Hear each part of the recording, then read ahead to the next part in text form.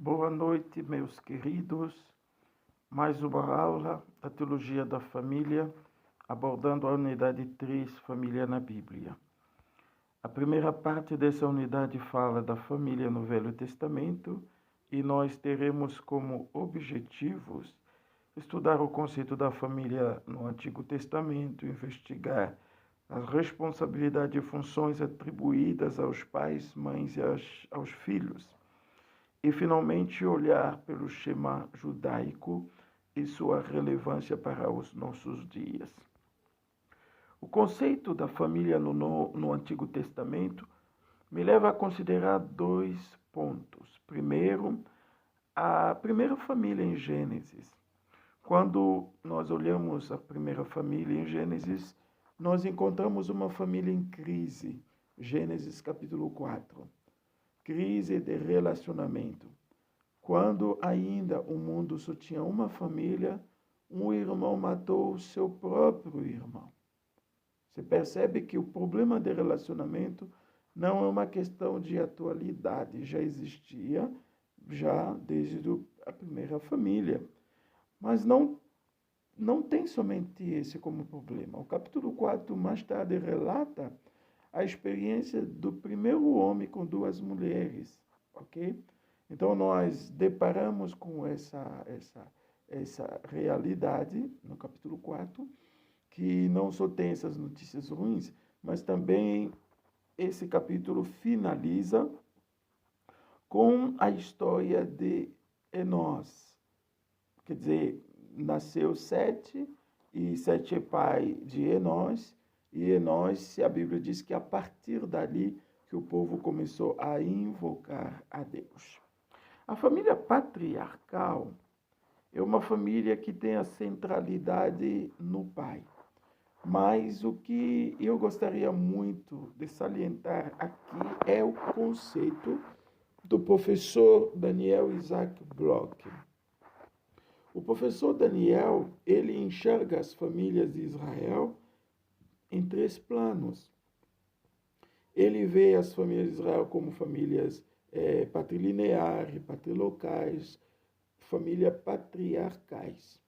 E sustenta também um conceito interessante, é o conceito de patricentrismo, na realidade e no contexto da família do Velho Testamento. E, segundo ele, é esse conceito que define da melhor maneira a família quando ela é tratada no Velho Testamento. A família patrilinear é uma família quando os descendentes oficiais se reconhecem através da sua linhagem. E é ali que existe essa família. Então, é uma das fases, o plano da família em Israel. E a família patrilocal é a família quando as mulheres casadas vão para a família dos seus respectivos maridos e essas famílias as adotam e elas se tornam parte da família do seu respectivo marido. E a família patriarcal, ele diz que é onde o pai é a figura principal. Ele é o primeiro responsável pela família. Agora, a figura do pai numa família patriarcal é a figura do líder da família, em todos os sentidos. Então, a mulher é a cidadã de segunda categoria, não na questão de desprezo, mas é na questão da liderança. Ela não é cabeça, portanto, ela não toma as grandes decisões que envolvem a sua casa. O relato bíblico mostra que Abraão, mostra Isaac, Jacó como patriarcas e outros. Mas esses patriarcas tinham mais do que uma mulher, ok? É interessante levantar essa questão, que é um desvio do plano e do pensamento primeiro que Deus tinha sobre família. Um olhar e um estudo mais perto dos relacionamentos dos patriarcas, você vai perceber que havia desastres, havia morte, havia ódio, havia inveja e outros transtornos que resultavam desse tipo de união. O conceito de patricentrismo. Segundo Daniel Isaac Bloch, ele diz que o patricentrismo é a, o jeito mais apropriado. A figura do pai é a figura central. Então ele diz, para descrever ou definir a família tradicional do Velho Testamento, é olhar pela centralidade da figura do pai. As funções e responsabilidade dos pais, das mães e também dos filhos e ocupa um lugar muito importante no contexto da antiga aliança. Ok, vamos lá. As funções e responsabilidade do pai. O patriarca, ele era verdadeiro líder espiritual. E ele era considerado como sacerdote em seu lar. Ele era o responsável pela prática e o respeito dos ritos da sua religião que a família adotava. Ele é um pai como exemplo de vida espiritual, de vida moral, de vida social. Ele é o exemplo que ensina, que comunica a habilidade artesanal, tanto que nessa época a educação, normalmente a educação e a profissão caminhava sempre junto. O pai, ele é o provedor do lar e ele tem uma responsabilidade muito grande na disciplina e instrução, porque ele passa sabedoria e o foco naquilo que ele faz é para desenvolver o caráter do seu filho para a vida. Então, os pais do Velho Testamento têm cuidado especial para com os seus filhos, porque eles estão preparando os filhos para o amanhã. E ele tinha também um cuidado especial pelas filhas. Ele deveria proteger as suas filhas de possíveis predadores de sexo masculino. Porque ele quer que a filha case, mas que case virgem, porque isso traz honra, isso traz respeito, isso traz valorização da sua família. Então, o pai, ele provê o dote como medida de segurança para a sua filha, ok? Nós temos a família no Velho Testamento apontando agora pelas responsabilidades da mãe. Na nossa apostila há bastante detalhes sobre essas questões e eu estou falando um pouquinho rápido assim para simplesmente frisar sobre os pontos. A mãe tem as suas funções. Os filhos já enxergam na sua mãe como uma pessoa importante. Então, as responsabilidades da mãe para com seus filhos são devidamente resumidas quando você lê o livro de Provérbios, capítulo 31, a partir do versículo 10. Você percebe que a mãe provê alimento, provê vestimenta e também abrigo. Então, a mulher do Velho Testamento, ela deve cuidar da sua família. Ela tem uma figura principal nessa questão, porque o lar pertence à mulher. E ela deve cuidar da filha, não dar lugar ao questionamento da sua virgindade. Porque o israelita gostava e queria que a filha fosse entregue ao marido ainda virgem. Então, essa mãe se encarrega também na instrução, ela treina a filha para os seus futuros papéis, né, de esposa e de mãe. Então, a mulher do Velho Testamento sofre uma ameaça, né, algumas ameaças. Ameaças que atingem a sua segurança como mulher, a poligamia, e também o divórcio, e também a viuvez, não é? Isso tornava a mulher do Velho Testamento uma mulher vulnerável. Imagina uma mulher que não tem filho. Ela não teria, né, um futuro para si. Então, eram alguns problemas que a mãe, no Velho Testamento, enfrentava. Agora, as funções dos filhos, os filhos garantem a perpetuação da humanidade. A família pode continuar a existir quando, de fato, vem nascendo os filhos. Então, a valorização dos filhos era também por conta do recurso econômico importante. Quem tem muitos filhos consegue fazer muita plantação, consegue ter mais recursos, não é? Então, os pais continuavam a viver nos seus filhos e por meio deles.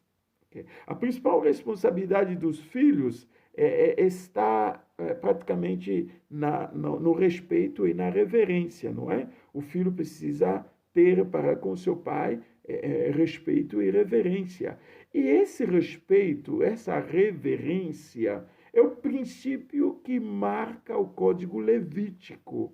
É o princípio que está na Constituição de Israel como uma grande nação. A força dessa nação está nas famílias, ok? Então, Israel nos ensina essas coisas, que o respeito aos pais indica também a reverência a Deus.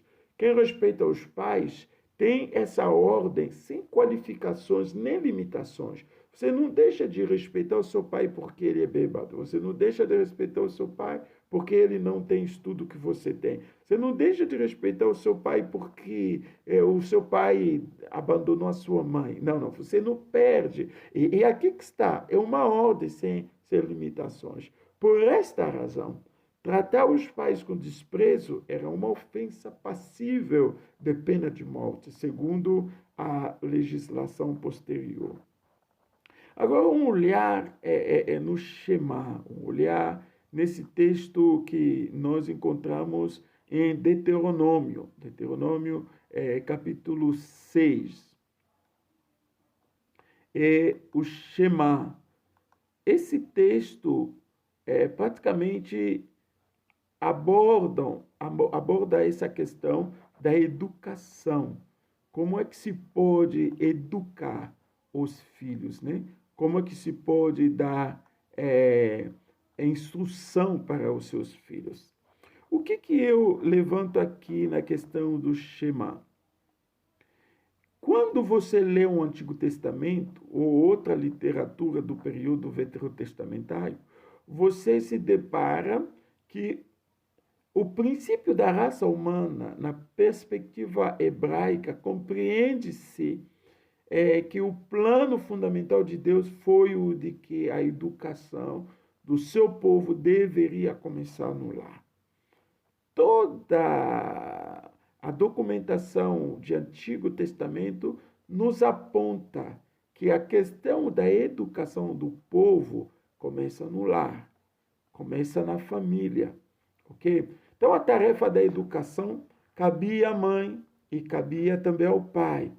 É uma atividade que eles estão assim, dividindo, mas é uma atividade que envolve ao mesmo tempo a instrução, tanto como a punição, ok? Nos primeiros anos de vida, a mãe está cuidando, mas quando o filho começa já a crescer, então o papel do pai se torna bem mais relevante. Por quê?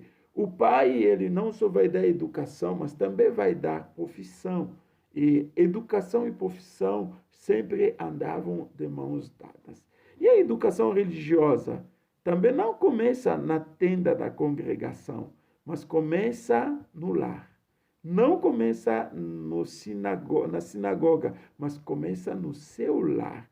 Então, o lar era considerado como uma instituição religiosa por excelência. E o pai, ele é o mestre. Eu quero concluir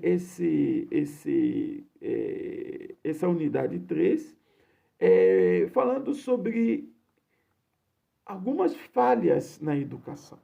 Quando você lê o Velho Testamento, você se depara com os filhos de Eli e também os filhos de Samuel. O que nós temos nessas duas famílias? Os filhos de Eli não se importavam nem com Deus, o Yahvé, nem com o povo. E os filhos de Samuel, como juízes, Eles procuravam seu próprio proveito, aceitavam até suborno e pervertiam o direito. Então, não podemos também deixar de lado, por exemplo, o fracasso de Davi na educação de seus filhos. Segundo o livro de Samuel 13, a Bíblia diz que ele ficou irado por causa do grave crime que Aminon cometeu contra Tamar, a sua irmã, mas não ousava magoar o seu filho. E no primeiro livro de Rei, capítulo 1, versículo 6, a Bíblia diz que durante toda a sua vida não se opôs às maquinações de Adonias, dizendo-lhe, por exemplo, por que fazes isso? Eu quero encerrar aqui para dizer que não só temos relato de família top, família nota 10, mas também nós encontramos, em especial, família de patriarcas, como juízes e sacerdotes, mas famílias com problemas também. Falha na educação. Por isso, tem o livro de Provérbios, não é? Que nos traz muitos ensinos, mostrando o princípio de sabedoria.